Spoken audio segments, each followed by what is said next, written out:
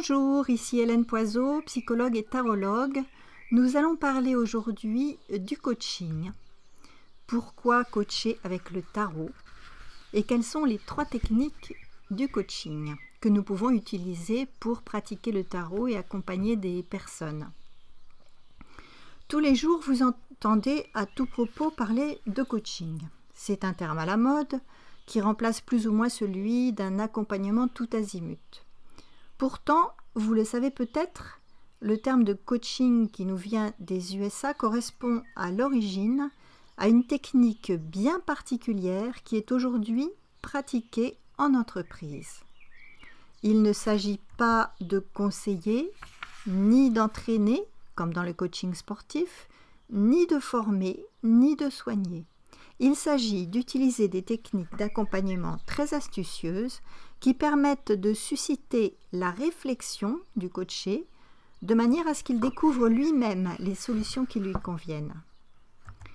Le terme coacher vient directement du cocher qui conduisait la voiture à cheval.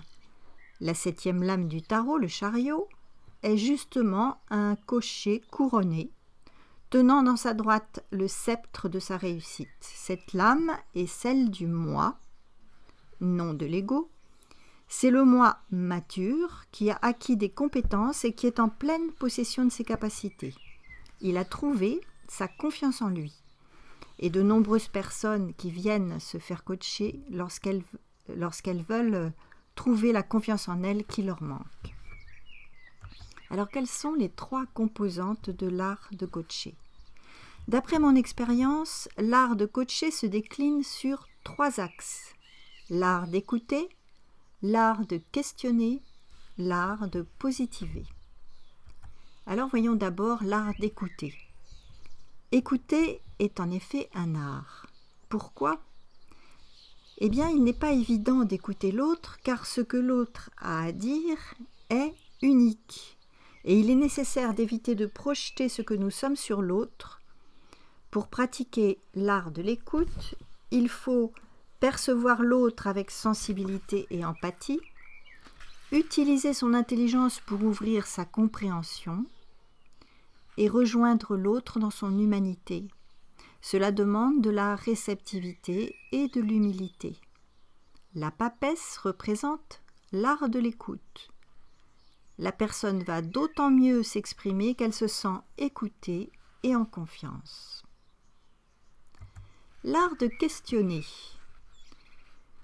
Afin de susciter la réflexion chez la personne accompagnée, il est nécessaire de poser la bonne question au bon moment. C'est grâce à son écoute et à son intuition que le coach pose les bonnes questions. Celles qu'il ne se serait pas posées tout seul parce qu'il n'y aurait pas pensé, le coaché, et celles qui vont conduire le coaché sur le chemin de sa recherche et de son autonomie. Le pape est un enseignant, il transmet et il questionne avec pédagogie. L'art de positiver. L'efficacité de ce type d'accompagnement vient de ce que le coach invite le coaché à s'appuyer sur ses ressources, ses capacités, ses compétences. Ainsi, au cours d'une exploration, ils vont tous les deux découvrir que le coaché qui bute sur une difficulté qui le bloque a en réalité déjà en lui les ressources pour la résoudre. L'attention portée sur ses capacités le dynamise et lui permet de franchir l'obstacle qui lui semblait avant impossible à dépasser. Des connexions vont se faire et se défaire au niveau de son cerveau. Des croyances négatives qui le limitaient changent et se transforment en croyances plus ouvertes ou positives. Tout se joue dans la qualité de la relation qui s'établit entre le coach et le coaché.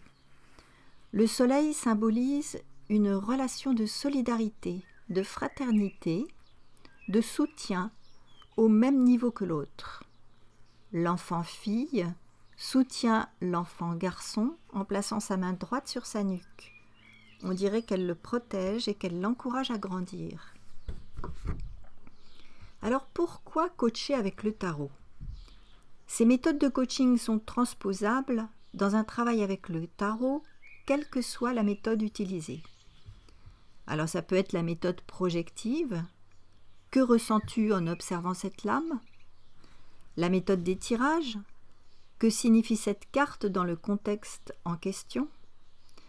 Dans les deux cas, il est très important pour moi d'écouter la personne pleinement, attentivement et avec empathie, de la questionner de façon mesurée, appropriée et efficace, de la positiver en lui permettant de se relier à ses ressources et à ses talents. C'est dans le cas où vous avez un projet et des objectifs précis que le coaching se pratique.